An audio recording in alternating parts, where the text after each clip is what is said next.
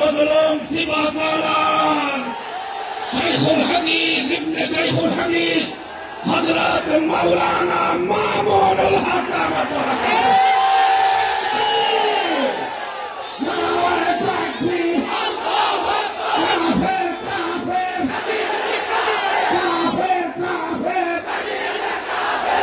السلام عليكم ورحمة الله نحمد الله تعالى ونصلي على رسوله الكريم أما بعد এ ভাইয়া তোমরা একটু বসো صلى الله عليه وسلم বসো একটু সাইডে যাও একদম থাকো সম্মিলিত খতমে নবুয়ত পরিষদের উদ্যোগে আয়োজিত আজকে এই খতমে নবুয়ত মহাসম্মেলনে উপস্থিত সংগ্রামী সভাপতি, উপস্থিত বিশ্ব উম্মতে মুসলিমার বরেণ্য উলামায়ে কেরাম, সমবেত নবী প্রেমিক তৌহিদি জনতার এই বিশাল বাদ ভাঙা জনস্রোত এবং জনসমুদ্র, আমরা বলতে চাই পরিষ্কার ভাষায়, আল্লাহ পাক রব্বুল ইজ্জত নবুয়তের যেই প্রাসাদকে পূর্ণ করেছেন, সেই প্রাসাদের সর্বশেষ সুমহান অংশ এবং তার ঈদ বলে মুহাম্মদ সাল্লাল্লাহু আলাইহি ওয়াসাল্লাম নিজেকে ঘোষণা করেছেন।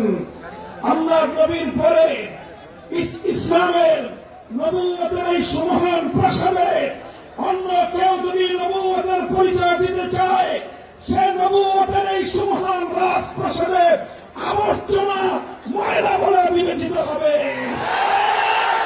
ইতিহাসের ঘৃণিত ময়লা আবর্জনা কুখ্যাত গোলাম আহমদ কাদিয়ানী এবং তার অনুসারীদেরকে বাংলার রাষ্ট্রে কাফের ঘোষণা দেখতে চাই। পরিষ্কার বলছি, আমরা 2013 সালের নবী প্রেমিক তৌহিদি জনতার শাপলা চত্বরের রক্তের উপর 24-এর যে বিপ্লব প্রতিষ্ঠিত হয়েছে, সেই বিপ্লব পরবর্তী বাংলার মাটিতে কাদিয়ানীরা মুসলিম ঘোষণা হতেই হবে। সরকারগুলোকে বলতে চাই, আমাদের পূর্বপুরুষ খতিব ওবায়দুল হক, শাইখুল হাদিস আল্লামা আজিজুল হক, সাইফির সাহেব চরমনাই, মুফতি ফজলুল হক আমিনী থেকে আল্লামা আহমদ শফি রহমতুল্লাহ আলাইহি, জুনায়েদ বাবু নগরী, সকলেই কাদিয়ানীদের খতমে নবুয়ত, এই কাদিয়ানীদের অমুসলিম রাষ্ট্রীয় ঘোষণা শুনে যেতে চেয়েছেন, দেখে যেতে চেয়েছেন। দুঃখ এবং পরিতাপের বিষয়, বাংলাদেশের সরকারগুলো এই কথা রক্ষা করতে পারে নাই। আমাদের আমির হেফাজত আল্লামা মুহিবুল্লাহ বাবু নগরী হায়াতে আছেন, তার নেতৃত্বে পীর সাহেব মধুপুর যেটা করেছেন, এবার কাদিয়ানীদের অমুসলিম ঘোষণা দাবি আদায় করার জন্য যদি প্রয়োজন হয়, আবার পশ্চিমের মতো ঢাকা অবরোধ করতে হবে। শুধু ঢাকা নয়, প্রয়োজনে জাতীয় সংসদের দিকে লংমার্চ করতে হবে, অবরুদ্ধ করতে হবে, সকল রাজনীতি বন্ধে, পার্লামেন্ট অচলে, সচিবালয় বন্ধ হয়ে যাবে, বাংলাদেশ থমকে দাঁড়াবে। কাদিয়ানীদের অমুসলিম ঘোষণার দাবি আদায় করতে হবে, রক্ত দিতে হলে রক্ত দিতে হবে, জীবন দেওয়ার জন্য, খতমে নবুয়তের দাবি আদায়ের জন্য মাথায় কাফনের কাপড় বেঁধে শহীদ ঈদগাহে যেতে কারা প্রস্তুত? ইনশাআল্লাহ এ দাবি আদায় হবে।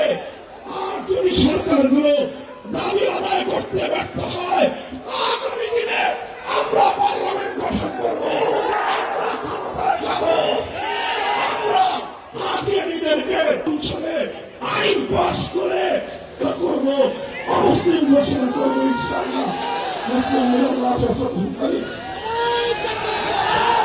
সংগ্রামী তৌহিদি জনতা,